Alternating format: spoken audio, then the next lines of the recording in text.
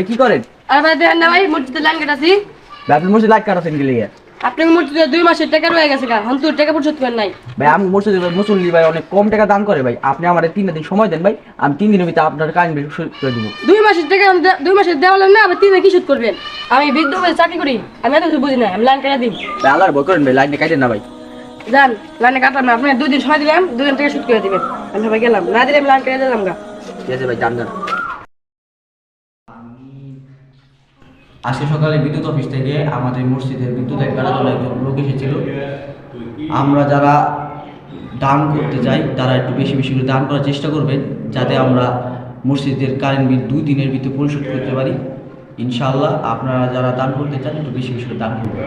এত কথা কইতেছেন যে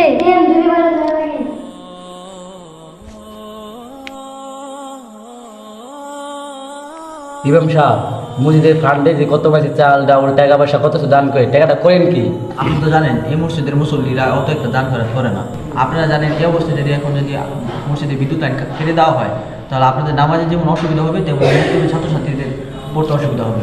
ইমাম সাহেব, আমি তো নামাজ পড়তে আইছি, মানে ব্যক্ত লাই নাই, ওটা দিন টাকাটা দিননি।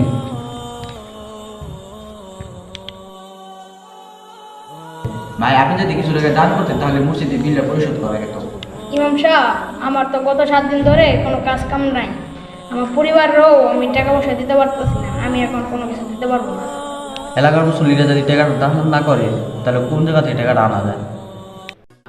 অবশেষে বিদ্যুতের লোক এসে মসজিদের মিটারের তারটি কেটে চলে যায়, আর এভাবে ইমাম সাহেব দাঁড়িয়ে রইলেন। দেখ এগুলা কই দি কে পারি ভাই। ইমাম সাহেব চাকরি তো ভাই না ভাই কি না, নালে বাসা থেকে হুজুর আইতাম। তা ইমাম সাহেব সারাদিন মসজিদে থাকে করেন নাকি? আপনাকে গত 2 দিন ধরে বলতেছি বিদ্যুৎ লাইনের জন্য টাকা দিতে, আপনি তো দেন নাই। আজকে সকালে এসে বিদ্যুৎ লাইনের লোকের আইসা তার কেটে দিয়ে গেছে গা। কি বলেন ইমাম সাহেব, কেউ টাকা দেয়নি? আপনারা তো নিয়মিত মসজিদে আসেন, আপনারা তো টাকা দেননি। যারা নিয়মিত মসজিদে আসে না তারা কি টাকা দেবে? দাঁড়ান, এখন আমি মসজিদের কারেন্টটা ঠিক করার ব্যবস্থা করতেছি। আপনি এখন টাকা দিলে কি হবে? গত 2 দিন ধরে বলতেছি কারেন্ট বিলের টাকা পরিশোধ করার জন্য টাকা দিতেছি, দিলেন না। এখন নামাজ পড়ার জন্য মসজিদের মুসল্লিদের অনেক কষ্ট হইতেছে এবং বক্তব্যে যে ছাত্রছাত্রীরা পড়ে তাদের তো অনেক কষ্ট হইতেছে। মসজিদ হলো আল্লাহর ঘর, আর মসজিদের দায়িত্ব শুধু ইমাম সাহেবের নয়, এলাকার মুসল্লিদের। আমাদের মেসেজটি যদি আপনাদের কাছে ভালো লেগে থাকে অবশ্যই ভিডিওটি অন্য ভাইদেরকে শেয়ার করে জানিয়ে দিন।